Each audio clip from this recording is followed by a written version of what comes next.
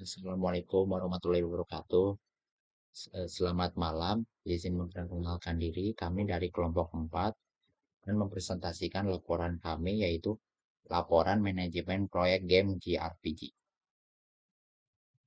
Untuk anggota kelompoknya itu yang, yang pertama itu saya sendiri Muhammad Husni Kamaludin, yang kedua itu Pradipta Yuda, dan yang ketiga itu Winata Hadi Pratama. Nomor satu itu latar belakang. Pengembangan video game merupakan proses multidisiplin yang kompleks, melibatkan integrasi yang erat antara rekayasa perangkat lunak, seni visual 2G, 3G, tata suara, naskah naratif, dan psikologi keterlibatan pengguna user engagement. Selama ini, industri perangkat lunak konvensional sangat bergantung pada software development life cycle SDLC tradisional seperti waterfall atau agile scrum. Namun, karakteristik software game sangat berbeda dari aplikasi bisnis atau utilitas umum. Jika perangkat lunak biasa hanya berfokus pada fungsionalitas dan efisiensi, fungsional driven, game harus memenuhi aspek hiburan, estetika, kelengkapan internal, dan tingkat kesenangan. Fun driven, keterlibatan SDLC tradisional dalam menangani aspek kreatif seringkali menyebabkan kegagalan proyek game seperti scope creep, pembengkakan ruang lingkup, disonansi antara tim programmer dengan artis, hingga produk akhir yang tidak menarik untuk dimainkan. Guna mengatasi masalah tersebut, proyek ini mengadopsi model Game Development Life Cycle atau GDLC. Model ini menyediakan pedoman kualitas yang eksplisit pada setiap fasenya untuk menyeimbangkan proses pemrograman dengan manajemen aset kreatif. Implementasi GDLC ini diterapkan secara nyata pada pembuatan proyek game berbasis Japanese Role Playing Game atau JRPG. Kedua, rumusan masalah. Rumusan masalah dalam perencanaan proyek ini adalah bagaimana menyusun langkah-langkah dalam fase terstruktur dalam proses pengembangan game bergenre JRPG menggunakan model GDLC. Lalu, apa saja kriteria kualitas usability yang harus dipertimbangkan pada setiap fase siklus pengembangan game. Lalu, bagaimana mengimplementasikan penjadwalan dan estimasi anggaran game yang optimal untuk meminimalkan keterlambatan waktu rilis produksi game. Selanjutnya itu ada tujuan proyek. Tujuan dari pelaksanaan proyek perangkat lunak ini adalah 1. Mengatasi keterbatasan SDLC konvensional dengan menyajikan pendekatan rekayasa yang spesifik untuk produk video game. 2. Menyediakan panduan pengembangan terukur berdasarkan parameter kualitas. Fun, menyenangkan, fungsional berfungsi baik, balanced seimbang, dan internally complete, lengkap secara internal dan fleksibel, mudah diakses. Lalu 3, membangun sebuah proyek game JRPG yang memiliki keselarasan tinggi antara sistem mekanis, pemrograman, dan estetika kreatif, seni budaya dan audio, seni visual dan audio.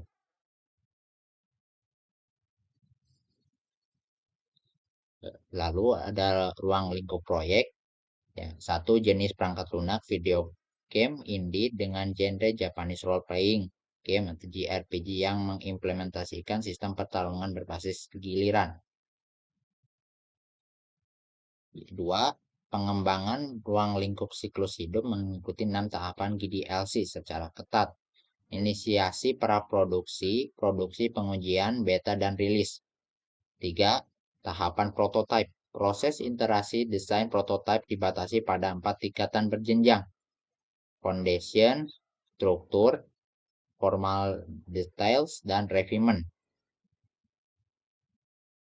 4. Kriteria kualitas. Batasan evaluasi produk mengacu pada kriteria usabilitas prototype menurut Fullerton, mencakup kelayakan fungsional, kelengkapan internal keseimbangan mekanis, aspek kesenangan, dan aksesibilitas. 5. Platform target. Pengembangan divalidasi dan dioptimasi secara spesifik untuk perangkat mobile Android dengan fokus efisiensi performa. Lalu ada metodologi pengumpulan data. Untuk mendukung penyusunan dokumen perencanaan dan eksekusi sistem, tim menggunakan 3 metodologi utama. 1. Studi literatur.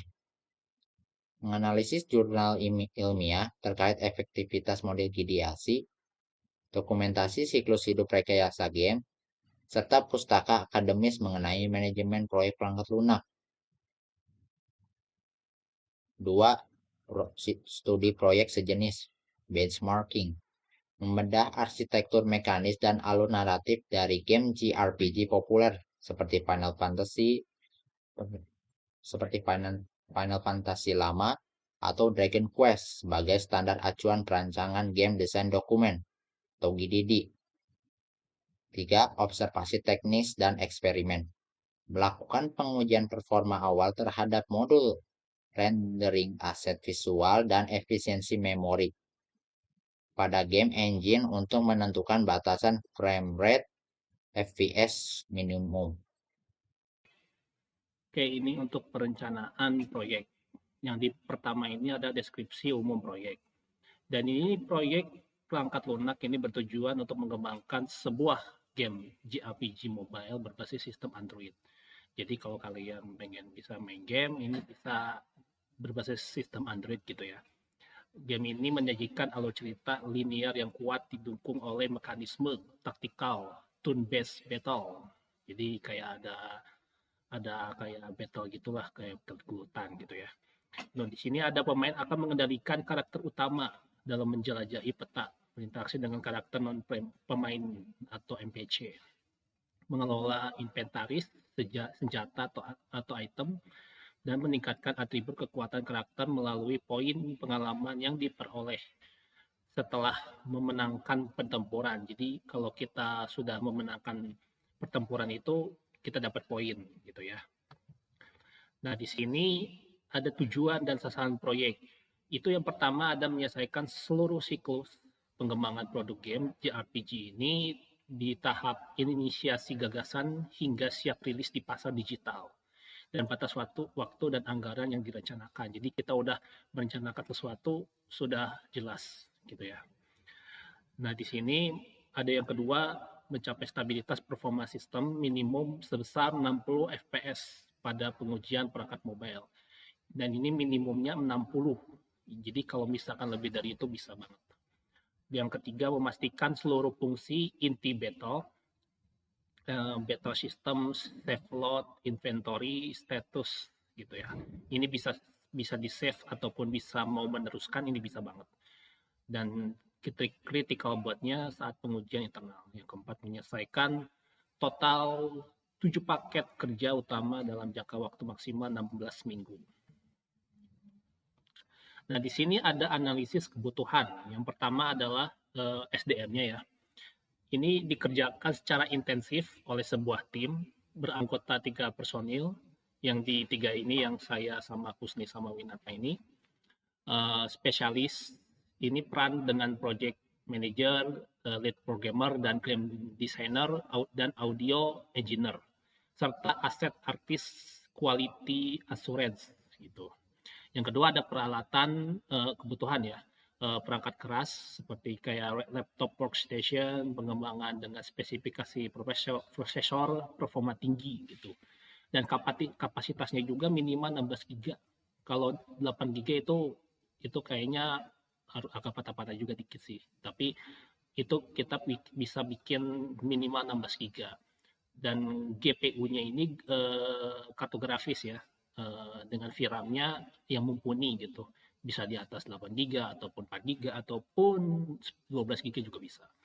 Dan di sini pengarahan ujian berupa smartphone Android kelas menengah.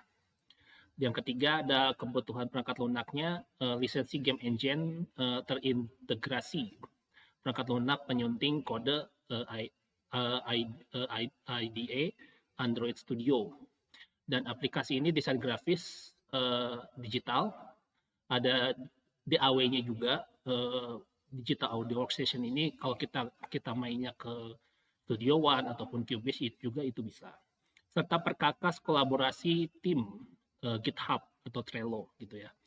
Untuk kebutuhan lokasi infrastrukturnya, repository berbasis awam gitu ya, atau cloud repository sebagai pusat sinkronisasi kode, koneksi internet berkecepatan tinggi, serta ruangan kerja kolaboratif virtual untuk rapat sinkronisasi rutin. Jadi seperti itu. Nah, di sini ada perencanaan waktu atau timeline atau Gantt chart-nya ini. Ini direncanakan berjalan selama 16 minggu menggunakan pendekatan analisis jalur kritis, kritik atau disebut juga critical metode atau CPM. Dan berdasarkan dependensi ini antar aktivitas jadwal kerja disusun berdasarkan tabel berikut. Dan di sini ada kode A. Di deskripsi aktivitasnya ini ada inisiasi penentuan konsep cerita dan pembagian tim gitu. Di sini durasinya 3 minggu. Dan di sini juga ada B, bagian B-nya juga kode aktivitasnya ada praproduksi pembuatan GDD-nya atau konsep aset gitu ya. Dan aktivitas pendahulunya ini predecessor-nya A gitu ya. Durasinya 6 minggu ini. Dan C1 ini produksi asetnya pembuatan grafis 2 dimensi ataupun 3 dimensi dan audio JRPG-nya. Itu aktivitas pendahulunya ini di bagian B. Dan durasinya ini paling lama banget 18 minggu gitu. Di C2-nya ini ada produksi coding. Jadi coding core gameplay-nya, battle system, inventory-nya ini cukup banyak juga. Dan di sini ada pendahulunya juga yang bagian B, durasinya 14 minggu. Dan di bagian selanjutnya di D, pengujian internal alpha testing dan integrasi sistem plus aset C1 dan C2 untuk aktivitas pendahulunya. Dan durasinya 3 minggu. Di bagian E, beta testing ini harus melakukan uji coba ke pengguna luar ya. Jadi biar memastikan bisa diedarkan atau tidak gitu ya. Aktivitas pendahulunya di bagian D, durasinya 3 minggu. Di bagian F, ada pembagian rilis peluncuran game dan evaluasi akhir. Jadi sudah membuka rilis game gitu. Di bagian pendahulunya ini ada bagian E, durasinya ini 1 minggu. Jadi kita cek ini bisa gamenya berhasil atau tidaknya, tapi yang pasti ini kalau misalkan ada beberapa komplain ataupun ada evaluasi juga, kita akan lakukan juga. Nah, di sini ada proyek direncanakan berjalan 16 minggu ini menggunakan pendekatan analisis jalur kritis gitu ya.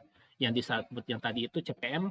Nah, dependensinya antar aktivitas ini disusun berdasarkan tabel berikut ya. Di sini ada forward pass. Dan ini ada star-nya juga, ada yang IS-nya sama IF-nya ini 3. Yang B-nya 6, C1-nya juga ada yang 18 minggu ya. Ini yang forward pass-nya ya, D, E, F gitu ya. Dan di sini juga di bagian bawah juga backward pass gitu. Ini perhitungan mundurnya. Kalau perhitungan mundurnya ini bisa dibilang kalau misalkan agak mundur jadi kayak prosesnya cukup lama gitu. Ini totalnya di sini ada berapa ini ya? 34 minggu gitu. Kalau ini paling lambatnya gitu ya. Nah, di sini ada forward pass-nya juga IS 0 sama IF-nya 2, yang B-nya IS-nya 2 sama IF-nya 5. C-nya yang ini bagian 5, IF-nya 10 dan D-nya IS 5 dan IF-nya 11. Dan aktivitas E ini hanya bisa dimulai setelah C dan D selesai. Sehingga IS untuk E diambil dari IF terbesar yaitu 11 minggu. Yaitu 11 ya, ini minggu ke-11 gitu ya. E selesai pada minggu ke-13, IF 13 dan F-nya 13, IF-nya 15 dan G-nya IS 15 dan IF 16. Jadi jalur kritis yang critical path-nya ini ada A, B, D, E, F, G. Dengan total durasi minimal proyek ini adalah 16 minggu. Dan analisis slack time-nya juga ada aktivitas C, produksi aset ini memiliki nilai slack time sebesar 1 minggu. Yang LF-nya 11 dan EF-nya 10 gitu. Hari ini berarti tim artis visual memiliki kelonggaran waktu ekstra 1 minggu. Keterlambatan minor pada pengerjaan ini, aset grafis tidak akan mengundur tanggal rilis final game, asalkan pengerjaan pemrograman kode ini diselesaikan tepat waktu tanpa penundaan. Nah, di sini ada perencanaan waktu, timeline atau Gantt chart juga yang bagian 5. Total rencana anggaran biaya RAB-nya ini disusun berdasarkan metode bottom up yang merinci alokasi pengeluaran ke dalam komponen utama. Nah, ini kalau disebut satu-satu, ada yang di bagian membangun konsep 100.000 sama analisis pasarnya 50 sampai ke penentuan teknologi aset barang dan studi kelayakan ini masing-masing 50.000 ya. Jadi ditotalkan ini dari 100 ke 50-nya 3 kali itu jadi ada 150, ini 200 jadi 250.000 ya. Di sini ada pembentukan tim sama membuat dokumen desain game yang ini 50.000, 150.000 juga, sama fondasi ceritanya 150.000, membuat paduan art sistemnya 100.000. Dan ini yang membuat paduan art system, menentukan paduan musik, menentukan paduan sound and design, sama prototypingnya, gray boxingnya itu masing-masing ada masing-masing 100.000 ya. Dan yang gedenya yang ini yang aset yang lumayan besar juga di pembuat aset, pemrograman sistem, desain level, rekayasa audio efek, pembuatan musik, pengembangan cerita naratif ini masing-masing 800.000. Ini cukup besar juga.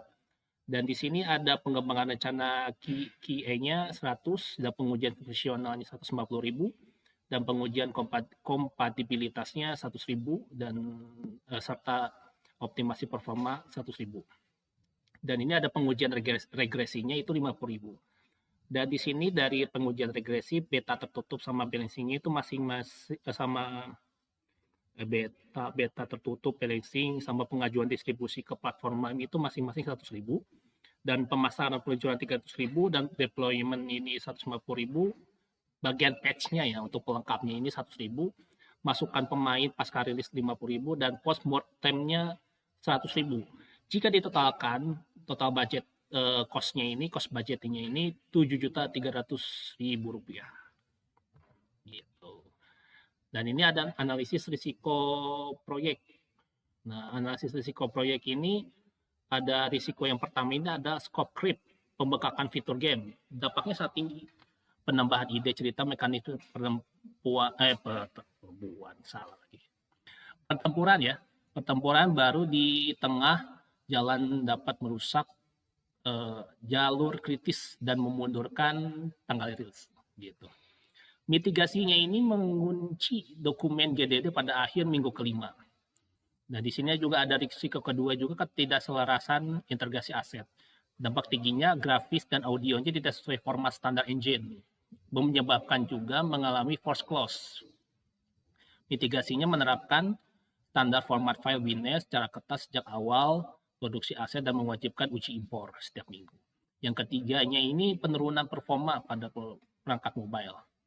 Dampaknya ini tingkat frame rate-nya di bawah 30 fps, merusak kriteria kualitas kenyamanan bermain. Mitigasinya melakukan teknik optimasi kompresi ukuran tekstur visual dan pembatasan poligon aset. Dan efisiensi penulisan struktur algoritmanya ini pengulangan dalam kode pemrograman.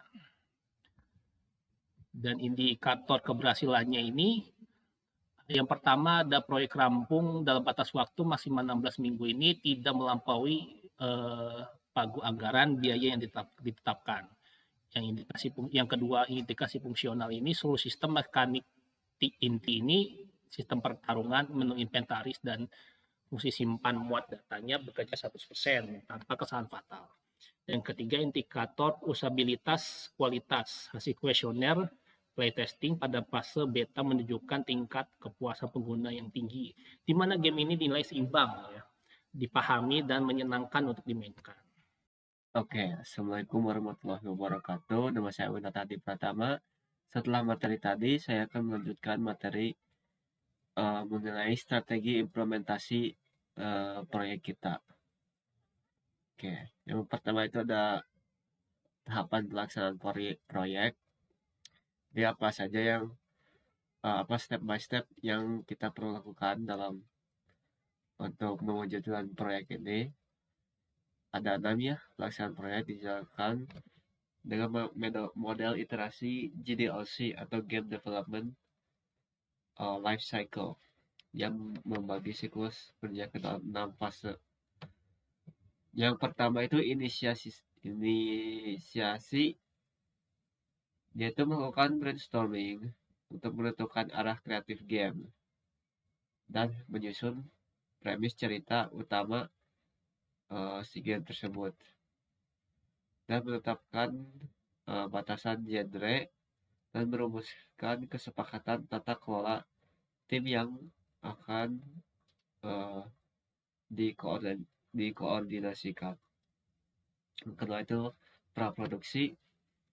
Tahap 2 yaitu menyusun dokumen teknis atau secara lengkapnya itu ya game design dokumennya. Dalam satu dokumen itu ada beberapa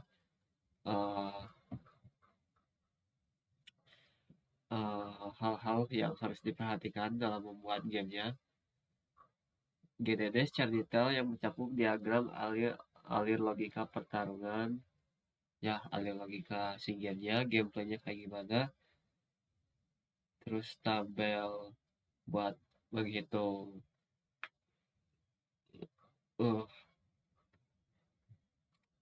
apa statusnya, serta pembuatan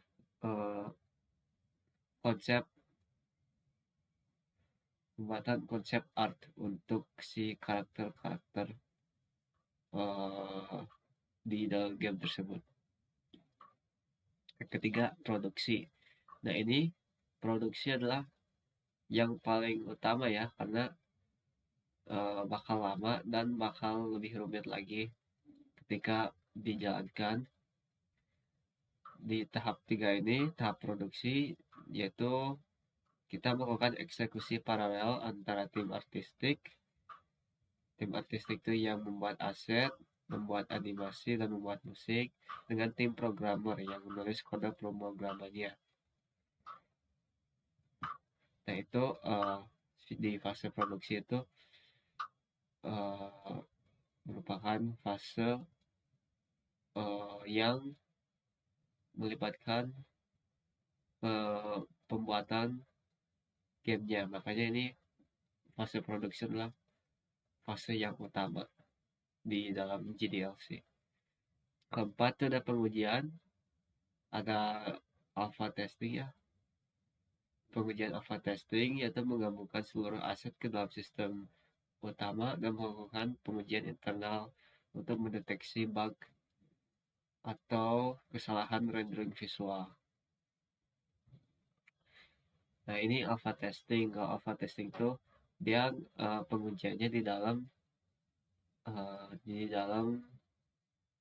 di perusahaannya sendiri gitu. Jadi secara internal dan tidak ada campur aduk dari eksternal. Nah, ini beta. Kalau beta itu beda, dia harus melibatkan target audience, dan memberi masukan, menerima masukan dari si audiens itu. Beta testing itu menyebarkan perwarupa game kepada kelompok pemain luar untuk mengukur tingkat kesulitan dan aspek kenyamanan di gamenya. Terus keenam, rilis itu melakukan kompilasi akhir ke format berkas siap paksang atau .exe ya. Jadi dari source code yang yang masih berupa proyek nanti akan dikompil ke desktop atau ke Android. Kalau ke desktop biasanya .exe, kalau ke Android biasanya APK dan semacam lainnya ya. Dan nanti diluncurkan ke publik atau diluncurkan ke platform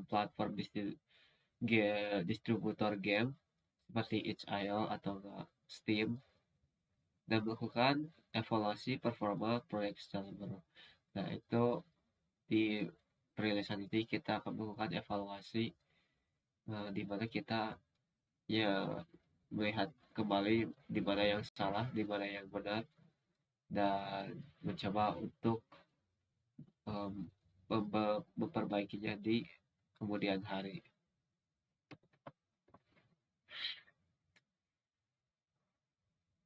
Oke, kedua itu ada jadwal pelaksanaan kegiatan. Nah, di sini di di proyek ini ya kita memprediksikan akan selesai sekitar kalau nggak salah 1 tahun ya. Di jadwal operasional mingguan dijabarkan secara rinci dengan matriks rencana kerja yang di bawah. Ini tabel CPM-nya itu adalah A ya. Yang pertama A itu inisiasi penentuan konsep cerita pembagian tim dengan durasi 3 minggu. Dan B itu ya praproduksi di mana kita membuat game design dokumennya dan konsep art untuk si gamenya yang terjadi 6 minggu ya. Nah, ini yang C1 sama C2 itu terjadi secara paralel ya. Jadi yang produksi action sama produksi coding tuh itu digabungin secara bersamaan karena mereka memerlukan feedback loop terhadap satu sama lain dari artis sama di programmernya. Dengan total karena produksi aset itu lebih susah ya, makanya 18 dan produksi coding tuh 14.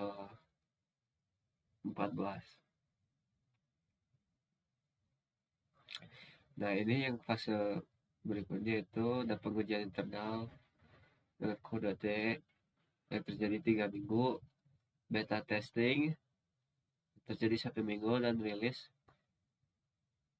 atau peluncuran game dan evaluasi akhir itu terjadi 1 minggu. Oke.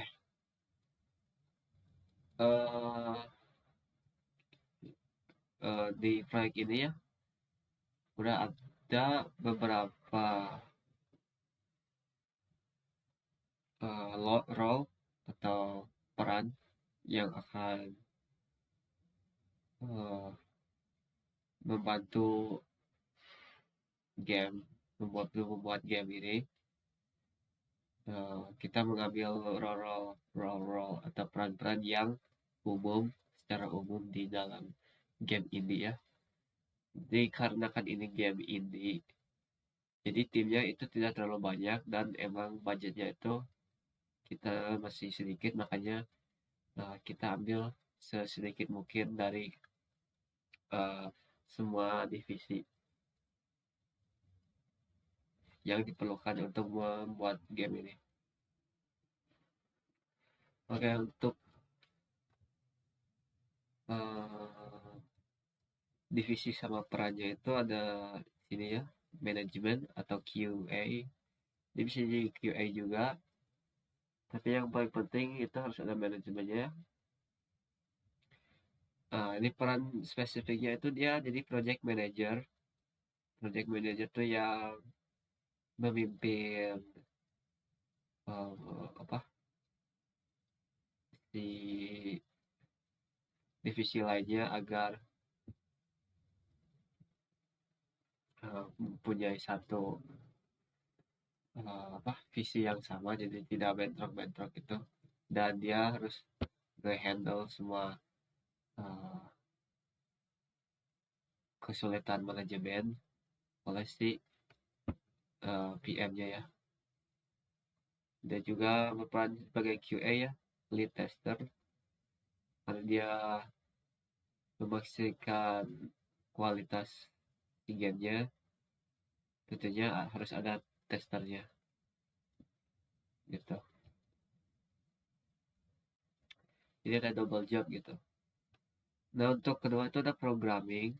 Nah, programming itu harus memerlukan 2 orang ya, karena mungkin uh, di program itu emang lumayan rumit dan susah, makanya dilebihkan.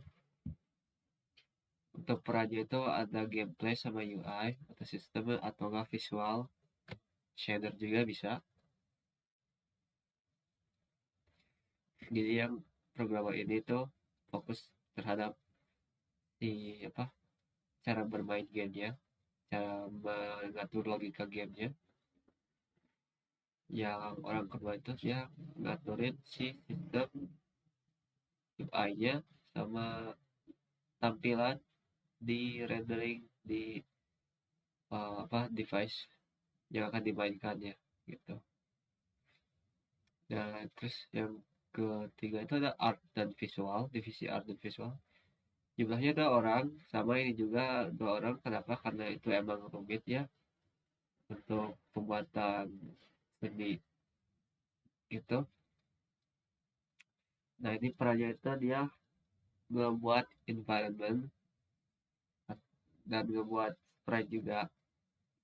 Jadi sprite itu kayak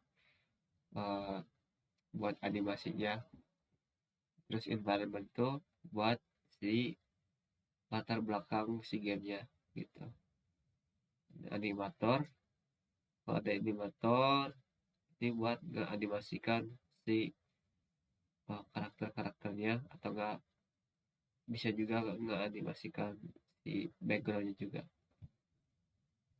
Desain naratif membutuhkan 1 orang. Dia tuh,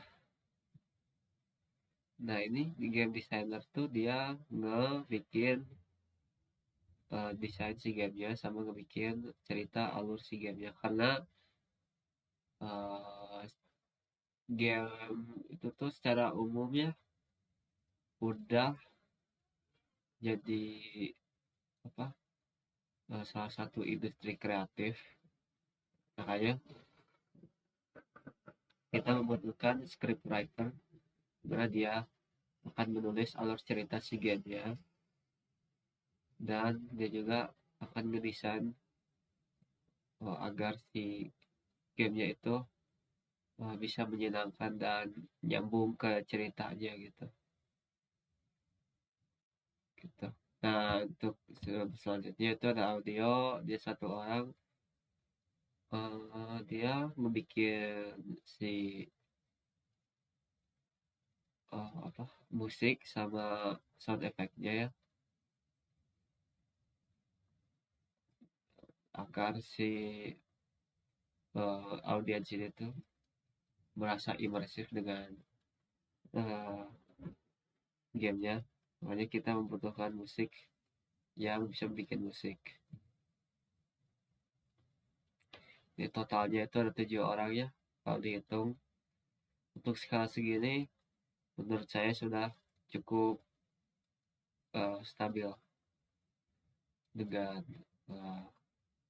peran-peran berikut. Nah, ini kita juga ingin akan ada monitoring dan evaluasi dengan caranya, yaitu nanti tim akan menyelenggarakan koordinasi sinkronasi yang singkat ya, yang sebentar secara berkala melalui metode weekly meeting. Jadi kita akan rapat per minggu untuk memantau status pengerjaan tugas pada papan Kanban kolaboratif. Nah, dan nanti setiap pembaruan kode program itu nanti wajib melalui mekanisme peninjauan kode review di GitHub sebelum digabungkan ke main branch ya, atau cabang utama. Jadi setiap commit atau kita nambahin kode baru itu harus direview ulang lagi, direview ulang lagi agar tidak bentrok sama cabang utama dan tidak bentrok sama visi misi si timnya gitu. Oh ya, di sini juga ada pengukuran kinerja menggunakan EVM atau Earned Value Management. Pengendalian proyek dikontrol secara kuantitatif memanfaatkan instrumen nilai hasil atau Earned Value Management secara periodik dengan tiga indikator utama. Tiga indikator utama ini yaitu ada plant value, plant value yaitu menghitung bobot anggaran kumulatif yang seharusnya diselesaikan berdasarkan rencana jadwal mingguan. Jadi di sini tuh ada plant value-nya ya. Mungkin bukan di sini, tapi ada di dokumennya. Tapi di sini kita bisa lihat ada beberapa hal yang bisa kita tarik itu. Saya baca dulu ya. Earn value itu dia mengukur nilai kemajuan pekerjaan nyata yang berhasil diselesaikan secara fisik oleh tim. Actual cost itu mencatat total pengeluaran biaya real yang telah dikeluarkan untuk menyelesaikan paket kerja tersebut. Dari ketiga nilai di atas, tim menghitung varians jadwal SV dan varians biaya CV, serta indeks kinerja SPI dan CPI. Untuk mendeteksi cara dini apabila terjadi keterlambatan jadwal atau pembengkakan biaya di tengah masa produksi. Nah, ini ada AC-nya ya, actual cost-nya secara kumulatif dari bulan 1 sampai bulan 12. Terus earned value-nya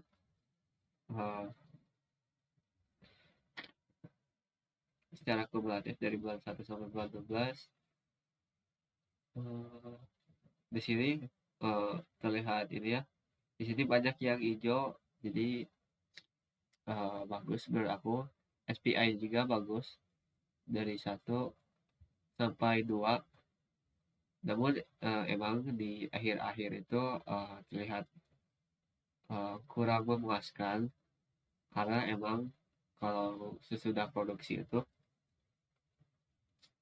segala dananya hampir habis ya. Jadi emang kelihatan merah, tapi nanti akan terbayarkan ketika si produknya rilis gitu. Untuk pertama lumayan ya. Ini fase praproduksi. Di sini fase produksinya ada di sini semua. Jadi bisa dilihat hijau semua. Terus alpha testing, beta testing, dan pre-release. Gitu. Jadi menurut saya ini sudah cukup bagus untuk pendanaan si proyeknya. Pendanaan hasil proyek. Nah, ini evaluasi produk akhir diuji berdasarkan 4 tingkatan perwarupa. Foundation hingga refinement. Kriteria keberhasilan dinilai berdasarkan terpenuhinya pemenuhan usabilitas Fullerton secara empiris lewat instrumen uji coba internal dan umpan balik pengguna luar atau eksternal ya. Begitu. Mungkin begitu penjelasan dari saya. Saya akan serahkan lagi kepada teman saya. Yang terakhir itu penutup. Nomor 1, kesimpulan dari perencanaan proyek. Penyusunan perencanaan proyek perangkat lunak dengan judul pembuatan game JRPG memberikan cetak biru manajemen yang solid bagi kelompok 4. Berdasarkan analisis dan pembahasan yang telah dijabarkan, dapat ditarik kesimpulan. 1. Penerapan model Game Development Lifecycle atau GDLC sangat efektif dalam menjembatani kebutuhan teknis pemrograman kode dengan proses kreatif pembuatan aset seni, hal yang tidak diakomodasi oleh model SDLC konvensional. 2. Melalui metode analisis critical path method atau CPM, total durasi pengerjaan minimum proyek adalah 16 minggu dengan jalur kritis berada pada aktivitas A, B, D, E, F, G. Pengendalian durasi pengerjaan script system aktivitas D menjadi kunci utama agar rilis produk tidak mengalami penundaan. 3. Integrasi instrumen Earned Value Management atau EVM dan parameter usabilitas Fullerton memastikan bahwa pengawasan proyek tidak hanya berfokus pada ketetapan waktu dan anggaran biaya, melainkan juga menjamin mutu kualitas game dari aspek pemenuhan fungsionalitas dan kesenangan bermain pengguna. 2. Saran untuk pelaksanaan proyek. Demi kelancaran proses eksekusi proyek ke depan, tidak menyarankan beberapa poin strategis berikut. 1. Kedisiplinan repositori. Tim harus konsisten melakukan pembaruan kode dan penyerahan tugas mingguan ke cloud repository secara terjadwal, guna menghindari bentrokan kode program, kode konflik yang masih pada fase integrasi. 2. Kepatuhan GDD. Batasan fitur mekanik JRPG yang telah dikunci pada akhir praproduksi tidak boleh diubah secara sepihak untuk mencegah terjadinya pembekakan ruang lingkup scope creep yang dapat merusak estimasi waktu CPM. 3. Optimasi awal.